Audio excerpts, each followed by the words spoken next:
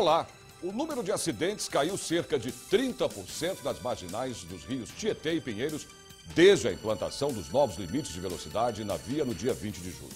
O dado é da Companhia de Engenharia de Tráfego e compara acidentes ocorridos no mesmo período do ano passado. Bom, aqui na Assembleia Legislativa, a Comissão de Transportes aprovou a criação de um conselho para a diminuição de acidentes de trânsito e transporte em vias urbanas e rodovias do Estado de São Paulo. E você vai ver também no Jornal da Assembleia de hoje. A Assembleia Legislativa recebe a 4ª audiência pública para debater com a população o orçamento para 2016. Convido a todos a participarem das audiências públicas da nossa comissão. CPI contra fechamento das Santas Casas elege presidente para evitar tragédia na saúde. O estado das Santas Casas é penoso, é de tragédia em alguns. A audiência na Assembleia apoia reivindicações por melhores salários e condições de trabalho de funcionários do INSS em greve há quase 2 meses. A população é prejudicada por conta dessas precárias condições de trabalho dos servidores do INSS. A partir de agora, no Jornal da Assembleia.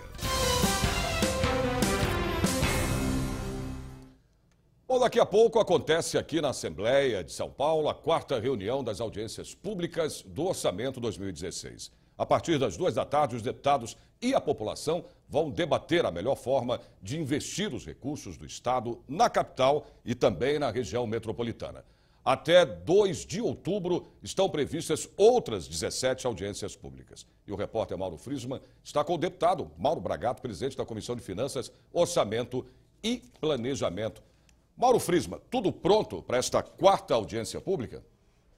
Olá, Sérgio Everton, olá a todos que nos assistem. Sim, está tudo pronto para a realização desta audiência pública. Este é o 11º ano que a Assembleia Legislativa do Estado de São Paulo realiza as audiências públicas para colher sugestões populares para o orçamento estadual. Eu estou com o deputado Mauro Bragato, do PSDB, presidente da Comissão de Finanças, Orçamento e Planejamento. Deputado, está tudo pronto para a realização desta audiência pública aqui na cidade de São Paulo, no Auditório Franco Montoro, na Assembleia Legislativa, mas 3 já aconteceram em outras cidades. Qual o balanço que pode ser feito até aqui dessas 3 já realizadas? Bom, na verdade o balanço sempre foi muito positivo. Que essa preocupação de se fazer audiência pública e discutir o orçamento do Estado tem como objeto definir prioridades e, acima de tudo, na definição, aproximar a população do Parlamento Paulista. Essa é a preocupação. Nós já fizemos por 11 anos, já estamos fazendo por 11 anos esse trabalho e nós temos, acima de tudo, essa preocupação e neste ano vamos continuar de buscar a aproximação do cidadão ao Parlamento, né? Daquela preocupação do conhecimento daquilo que o Estado arrecada para aplicação dos recursos com transparência. São 21 audiências públicas no total. Neste ano já foram 3, Embu, Santo André, para o pessoal do ABC, e também Mogi das Cruzes, para o pessoal do Alto Tietê. O que foi feito nesse trabalho, nessas 3 audiências até aqui? Bom, as audiências são sempre positivas. O que falta, na verdade, é a participação maior da população. O que falta, muitas vezes, é interesse. O que falta, muitas vezes, é uma participação mais ampla da sociedade. Porque saber quanto que o Estado arrecada, onde o Estado gasta, na verdade, é o dever do cidadão. E a preocupação em todas as audiências é em cima dessa tônica, né? A audiência de Embu, de Mogi, de Santo André foram positivas, né? E na verdade, o dia de hoje a gente espera que também continue sendo, né, como das próximas que faremos. E quais são as principais demandas, em quais áreas? A população está preocupada com segurança pública, educação, saúde. Quais são os pontos mais preocupantes? Cada audiência tem uma história, mas de um modo geral a saúde sempre aparece com mais força. E há uma certa confusão na definição do papel do município, do papel do Estado e do papel da União. Aí confunde muito papéis, né? Então isso que é importante no debate, né? E a gente quer, inclusive, no debate que não haja mistura e essa preocupação de politizar né, e de partidarizar o debate. Quer dizer, é que as pessoas aprendam a saber que o que é competência do Estado, o que é competência da União e o que é competência municipal, né? Então essa preocupação se tem. Bem, o governo do Estado de São Paulo tem até o dia 30 de setembro para o envio da peça orçamentária aqui para a Assembleia Legislativa. A partir deste dia, a peça orçamentária fica em pauta por 15 sessões para o recebimento das emendas parlamentares. É aí que entram essas emendas colhidas nas audiências públicas, vão entrar por meio das emendas parlamentares. É assim que funciona? Na verdade, o deputado pode fazer a chamada emenda junto ao orçamento, tem a emenda individual que ele apresenta, né, ao governo do Estado, tem o relatório que nós apresentamos ao secretário do Planejamento do Estado, que transforma em emendas coletivas, e depois tem nós temos as negociações. O que é importante é que, se definindo prioridades, você sabe onde aplicar melhor, né? Por mais que se tenha o debate disso ou daquilo, no final prevalece sempre a vontade coletiva, porque existem muitas portas, existe participação em diferentes momentos, não necessariamente só na nossa comissão, mas o importante é que as pessoas saibam que o dinheiro é curto e que tem que definir prioridades. Obrigado, deputado Mauro Bragato, pelas informações aqui na TV Assembleia SP. A reunião ou a audiência pública do Orçamento Estadual de 2016 vai acontecer a partir das 2 horas da tarde, nesse auditório onde eu estou, Franco Montoro. Neste momento está acontecendo a gravação do programa Assembleia Popular. As pessoas podem participar da gravação desse programa toda quarta-feira, a partir do meio-dia. Sérgio. Obrigado aí, Mauro, pelas suas informações sobre essa 4ª audiência pública. E lembrando a você que ainda dá tempo de participar da 4ª audiência pública do Orçamento do Estado de São Paulo 2016. Será a partir das 2 da tarde aqui na Assembleia Legislativa, no auditório Franco Montoro. A audiência será transmitida pela TV Assembleia SP. O governo do Estado declara crítica à situação da bacia hidrográfica do Alto Tietê, onde ficam 5 dos 6 sistemas que abastecem a Grande São Paulo. O sistema Alto Tietê, responsável por atender 4,5 milhões de pessoas, atravessa o mês mais seco da história e contabiliza apenas 15,6% da capacidade. Bom, a portaria foi publicada no Diário Oficial pelo superintendente do Departamento de Águas e Energia Elétrica de São Paulo, Ricardo Bossari, responsável pela gestão dos recursos hídricos do Estado. Bom, segundo a portaria, ações de caráter emergencial deverão ser adotadas. A prioridade é o abastecimento público na região onde moram mais de 20 milhões de pessoas. Bom, aqui na Assembleia Legislativa, a Comissão de Meio Ambiente aprovou um requerimento para discutir a crise hídrica que afeta todo o Estado de São Paulo. Entre os itens debatidos na Comissão de Meio Ambiente e Desenvolvimento Sustentável, o principal foi a crise hídrica de São Paulo.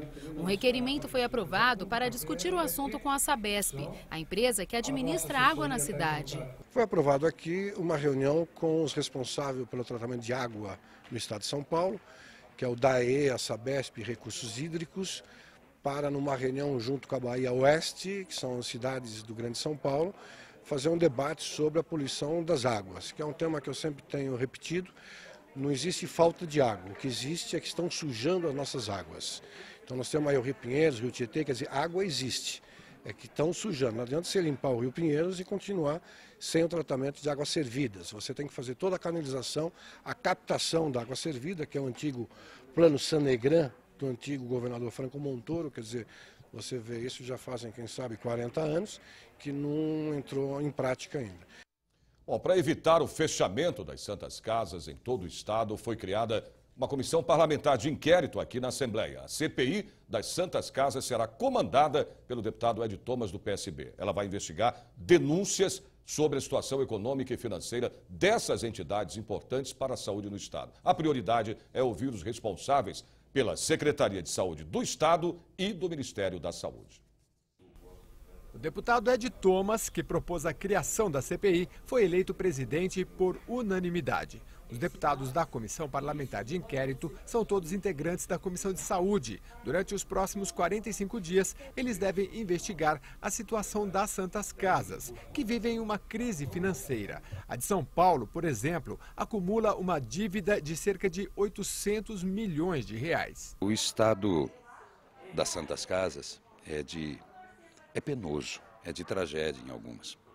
O anúncio do fechamento, a centralização de atendimento numa localidade, o abandono daquela casa. As histórias das Santas Casas são bonitas demais, é lá dos porões, né? E a gente tem que ter um olhar sensível a isso, porque é saúde. Então, é um momento que a CPI vai ter de fazer convocações, de fazer convites, né? E de investigarmos, sim, aquilo que chega e naquilo que é gasto. É a função do deputado, é a função da CPI. De acordo com a FOSP, Federação das Santas Casas, no estado de São Paulo há 400 hospitais que recebem a denominação de Santas Casas e hospitais beneficentes e que funcionam com o mesmo modelo de concessão e de contrato com o SUS. Para receber os recursos, é necessário que no mínimo 60% do atendimento seja dedicado ao Sistema Único de Saúde. A vice-presidente eleita da CPI, deputada Analice Fernandes, do PSDB, propôs um levantamento do repasse do programa Pró Santas Casas, do governo do estado de São Paulo, para saber como estão sendo investidos os recursos. Nós sugerimos para que a Secretaria de Saúde pudesse acompanhar os trabalhos da nossa CPI, vindo também a convite dos membros da comissão, para esclarecer o montante que hoje é destinado a essas instituições, como eles são administrados pela Santa Casa e aquelas que não podem, porventura, receber, o motivo por que não recebem. A CPI das Santas Casas também já elegeu seu relator. Será o deputado Padre Afonso Lobato, do PV. As reuniões serão sempre às terças-feiras, às 3h30 da tarde. Funcionários do INSS em greve há mais de um mês vieram à Assembleia Legislativa de São Paulo para pedir o apoio dos deputados às suas reivindicações por melhores salários e condições de trabalho. A situação de quem trabalha no INSS não é nada boa. Nosso trabalho é muito estressante. Nós lidamos com uma população que é especial. Todos que vão à agência da Previdência ou estão doentes, ou são pessoas idosas por se aposentar, ou gestantes, ou pessoas com deficiência. Então, nosso público exige atenção, paciência e um estresse muito grande, porque tudo que nós fazemos é auditado. Então, a nossa jornada de trabalho não pode estar vinculada à produtividade. Nós queremos uma regulamentação da nossa jornada em 30 horas de trabalho, porque nós não temos condições de atender mais que isso com qualidade. E a da população, que precisa dos benefícios, também não. Cada serviço tem um tempo. Por exemplo, se uma pessoa da população entra e pede para a gente fazer uma simulação, se ela já tem o tempo da aposentadoria, eu tenho só 10 minutos. E a simulação foi proibida internamente para a gente realizar. Então, há vários tempos. Você tem de 10, de 15 minutos, de 30 minutos. É impossível realizar um trabalho correto com uma população que tem dificuldade e que você possa fazê-lo. Além do que internamente nós somos proibidos de fazer muita coisa. Há 43 dias, funcionários do INSS de todo o país estão em greve e até agora não conseguiram nenhuma resposta concreta do governo federal. O INSS é o órgão que movimenta o maior orçamento do país e conta com 38 mil funcionários em todo o território. O problema é que 11 mil irão se aposentar e o governo vai repor apenas 900 vagas. Se hoje a população espera mais de 6 meses na fila para ser atendida, com 10 mil funcionários a menos, deve piorar. Os servidores estão trabalhando em condições extremamente desumanas, não tem material nem de limpeza, não tem material de escritório, não tem ar-condicionado. Então, a população é prejudicada por conta dessas precárias condições de trabalho dos servidores do INSS. A Assembleia Legislativa é o segundo maior parlamento do Brasil, só perde para o Congresso Nacional. Ela tem que se posicionar defendendo os servidores em greve, defendendo as reivindicações dos servidores e defendendo os servidores, a Assembleia estará defendendo os habitantes do nosso estado. Hoje, o estado de São Paulo está com 33% das agências trabalhando com funcionamento parcial e 10% estão totalmente paralisadas. A greve ainda continua. Os servidores não estão aqui só reivindicando reajuste salarial, muito mais, estão reivindicando melhores condições de trabalho para atender melhor a população. Saber agora da previsão do tempo. A passagem de uma frente fria pelo litoral vai trazer chuva para toda a região metropolitana de São Paulo. Amanhã não chove na capital há 24 dias. A máxima nesta quinta-feira fica nos 28 graus. E o tempo fecha e chove fraco em Campinas. Amanhã a máxima também chega aos 27 graus. Em São José dos Campos vai ter uma quinta-feira aí com pancadas de chuvas isoladas. A máxima é de 26 graus. Em Sorocaba também vai ter um dia de chuva fraca em pontos isolados. A máxima é de 27 graus. E a frente fria não chega a Ribeirão Preto. A quinta-feira vai ser de sol e calor. Os termômetros marcam até 31 graus. Você vai ver a seguir. Donos de casas lotéricas de Jundiaí pedem socorro aos deputados para barrar a nova lei de licitação. Os detalhes você tem depois do intervalo. Até já.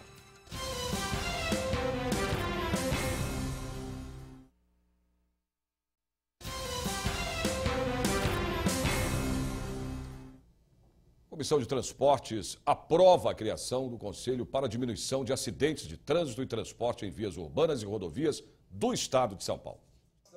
Na pauta, 20 itens foram discutidos, sendo 19 projetos de lei. A Comissão de Transporte é uma comissão sempre prestigiada. Posso destacar aqui com os deputados mais atuantes da Assembleia Legislativa, sempre muito polêmica, né? A gente sempre tem muita discussão. Hoje aprovamos aqui muitas homenagens, o que é sempre válido também. Para a família que recebe a homenagem, uma denominação é um ato, um gesto muito forte, até porque se perpetua na história alguém que foi importante, representativo para um bairro, para uma cidade, para uma comunidade. Projetos de interesse das pessoas, em especial aos temas que tratam tanto do transporte coletivo como do transporte rodoviário, se tratando das questões de pedágio, a isenção, benefício ao cidadão. Entre os projetos aprovados está o de autoria do deputado Rafael Silva, que obriga as concessionárias de pedágio das rodovias paulistas a afixarem cronograma de obras nos trechos sob concessão. São sempre pautas importantes, essas matérias voltam ao plenário, as que não se tratam de denominação, aonde aí sim o debate e a discussão será feita pelos 94 deputados, mas uma reunião bastante produtiva. Donos de lotéricas da região de Jundiaí se reuniram na presidência da Assembleia Legislativa para pedir apoio aos parlamentares. É que uma decisão do Tribunal de Contas da União passou a exigir a licitação para a concessão de casas lotéricas que começaram a funcionar antes de 1999. Bom, alguns lotéricos alegam que foram contemplados antes desta data e que a recente decisão da Caixa Econômica Federal, baseada no parecer do TCU, vai contra os direitos já garantidos deles e que asseguraria a renovação automática da concessão por mais 20 anos. Veja agora na reportagem de Viviane Cesarino. Os donos das lotéricas devem entrar na justiça para tentar impedir a licitação que será feita pela Caixa Econômica Federal. A Caixa quer regularizar a concessão das casas lotéricas que começaram a funcionar antes de 99. Isso para cumprir uma determinação do Tribunal de Contas da União. É o período em que a lei não exigia a licitação, apenas o credenciamento na Caixa. Os donos alegam que uma lei federal garante a renovação da permissão até 2018. Qualquer brasileiro hoje pode participar, inclusive hoje nós atuais empresários lotéricos podemos também participar. Mas o participar e nosso patrimônio, e o nosso investimento, e o nosso suor de uma vida inteira que nós aplicamos ali dentro, blindagem, e os nossos funcionários. A Caixa vai ficar com os nossos passivos? Nós temos um contrato. Esse contrato, que é válido até 31 de dezembro de 2018, ele está válido. Na nova lei, na 12869, nos dá direito a mais 240 meses de permissão. E por que não se cumprir? Nós esperamos que a justiça prevaleça, através do Dr. Ives Gandra Martins, que nós estamos pegando mais, né? Já entramos também com uma cautelar no TCU e partir para a audiência pública em Brasília, dia 3 de setembro agora. A Caixa informou que os atuais donos de lotéricas podem participar do processo, que será realizado via pregão eletrônico. Nosso mandato, a presidência da Assembleia, acolhe o interesse dos lotéricos e vai se manifestar formalmente de que isso não há razão para acontecer. O leilão que está agendado para o dia 20, na nossa avaliação, deve ser cancelado. Não há como rasgar a Constituição Federal e rasgar os mais de 6 mil permissionários de loterias em todo o país. Eles precisam de respaldo, e o respaldo é jurídico, e o ato que foi concedido efetivamente não guarda relação com essa estabilidade jurídica, por isso que nós somos absolutamente contrários à medida tomada pela Caixa Econômica Federal. E vamos a mais previsão do tempo para amanhã em outras cidades do interior e também do litoral do estado. Em Santos, chegada da frente fria vai derrubar a temperatura. Deve chover fraco durante o dia no litoral amanhã. A máxima fica em 28 graus. Em São José do Rio Preto, ao contrário, o sol brilha forte o dia todo. A máxima chega aos 30 graus. Em Mogi das Cruzes, quinta-feira, vai ser chuvosa. A máxima fica nos 27 graus. Em Piracicaba, o tempo fecha. Deve chover em áreas isoladas. Os termômetros marcam até 28 graus de temperatura máxima. Você vai ver a seguir. Empresário e apresentador de televisão João Dória Júnior visita a Assembleia Legislativa para falar de segurança no futebol. Os detalhes depois do intervalo. Até já.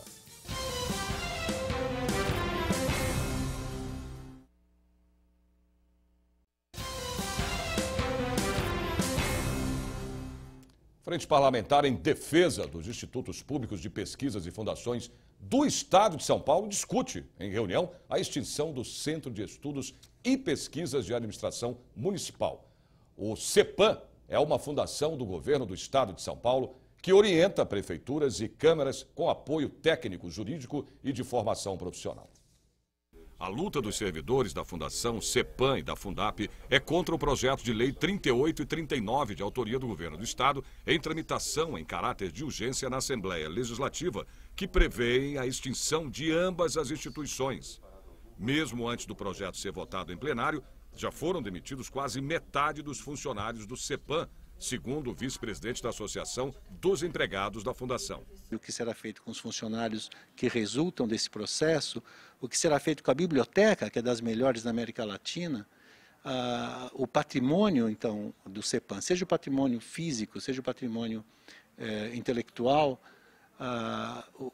qual destino será dado. Então, está se dando uma carta branca ao Executivo, sem que haja nenhuma segurança de que sequer a missão do órgão venha a permanecer pelo governo do Estado. Se for aprovado o texto original, o Estado corre o risco de perder duas das mais representativas instituições de apoio à gestão municipal. A argumentação apresentada até hoje foi no sentido de que está em curso uma reforma do Estado, do governo Alckmin, um ajuste fiscal e a necessidade de diminuir gastos com trabalhadores.